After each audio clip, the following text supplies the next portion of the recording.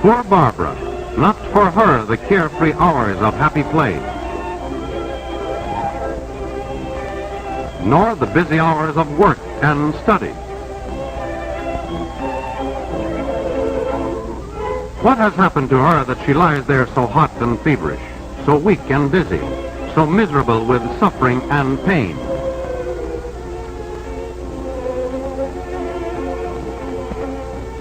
Our body is just like a little country that has been invaded by an enemy army.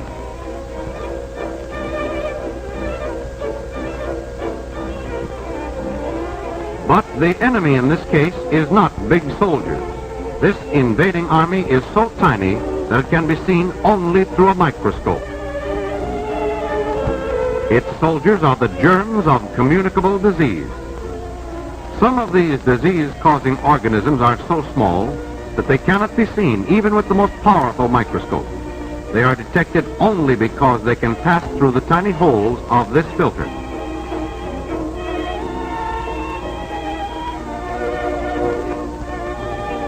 A communicable disease is one which can be caught from someone else.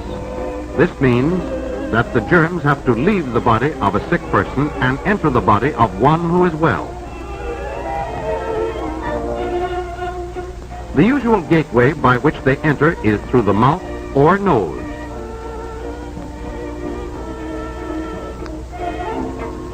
How do germs make the trip from sick to well and thereby spread disease? They may travel by one of several ways. Coughs and sneezes, which are not protected, send germs in a direct spray.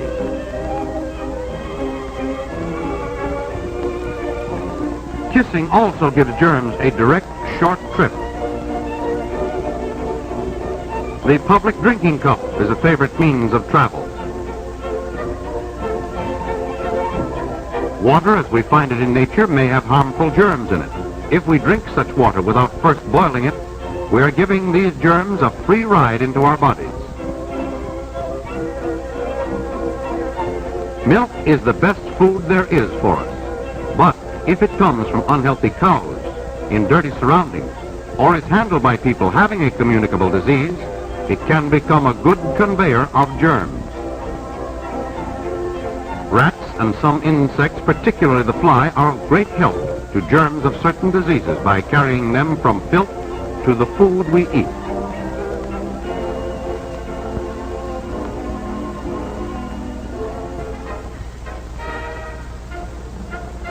Thus you see that germs have several ways of traveling from the sick to the well. As individuals and as a community, we can do many things to halt this movement of germs and prevent the spread of disease.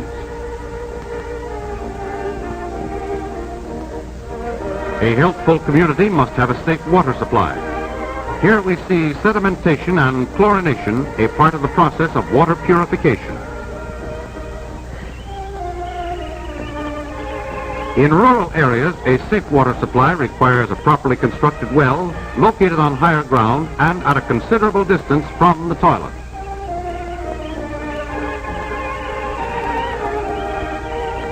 The purity of a city's water supply is further protected by the sanitary treatment of sewage. A series of processes renders the waste non-injurious to health. In rural areas, the problem of disposal of human waste can be solved by the building of a proper type septic tank.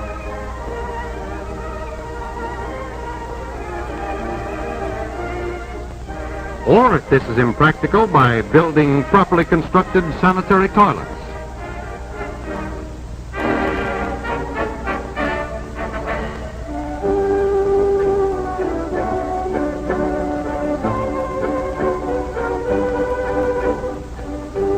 Care in all steps of handling milk will do much to reduce milk-borne diseases.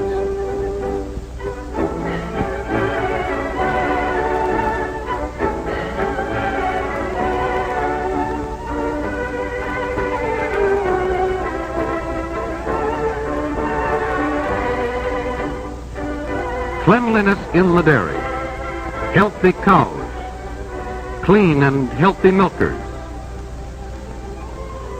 sterilized buckets, and cans so constructed as to keep out dust and flies all help to bring us safe milk so important in our lives. Pasteurization, which does not take the place of all these other precautions, is the one way to make sure that milk is safe. Anti-fly measures, particularly the disposal of breeding places, will help halt one of the most important ways by which germs travel. Tight-fitting screens are effective not only against flies, but also against mosquitoes.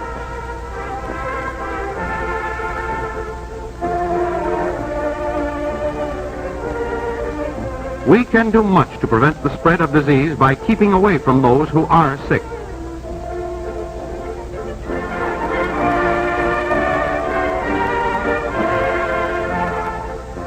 Common sense tells us to stay away from indoor crowds whenever communicable diseases are prevalent.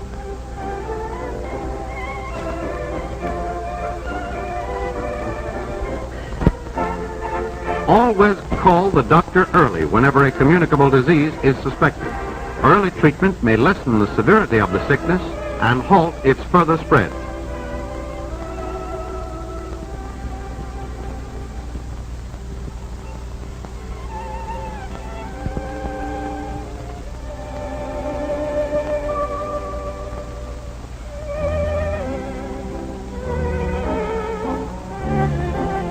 It is the duty of anyone suffering from a contagious disease to remain at home until the doctor feels it is safe for him to go out among other people.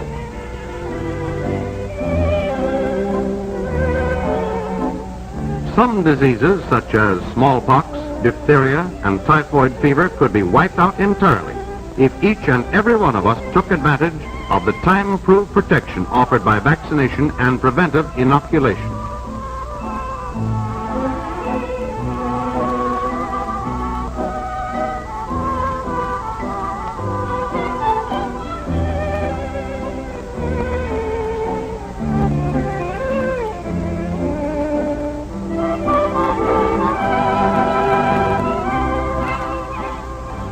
One of our best weapons in preventing the spread of disease is cleanliness, which is particularly important when there is a communicable disease in the house.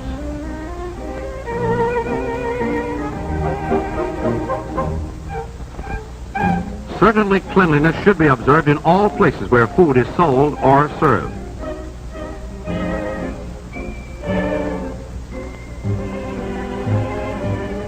All dishes used by the public should be sterilized.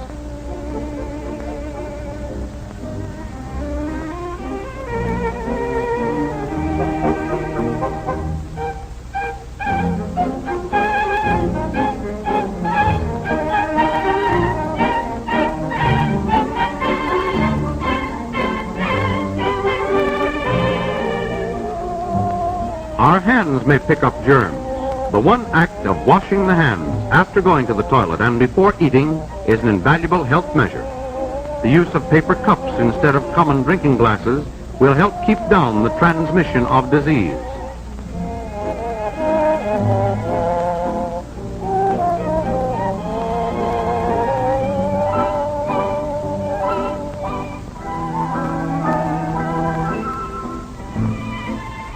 We cannot keep all germs from entering our bodies, but wise old nature has placed within us natural forces capable of fighting the invading armies of disease.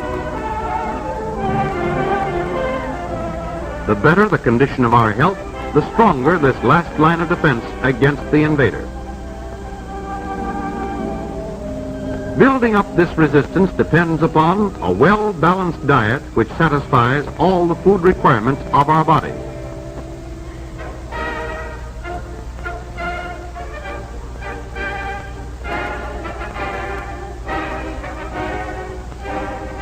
Outdoor exercise in the fresh air and sunshine.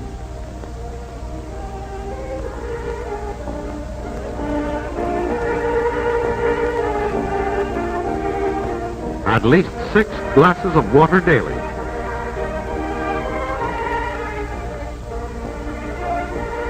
And plenty of rest. At least 8 hours of sleep every night. Every step we take to prevent the spread of disease means increased happiness and greater living efficiency for all of us.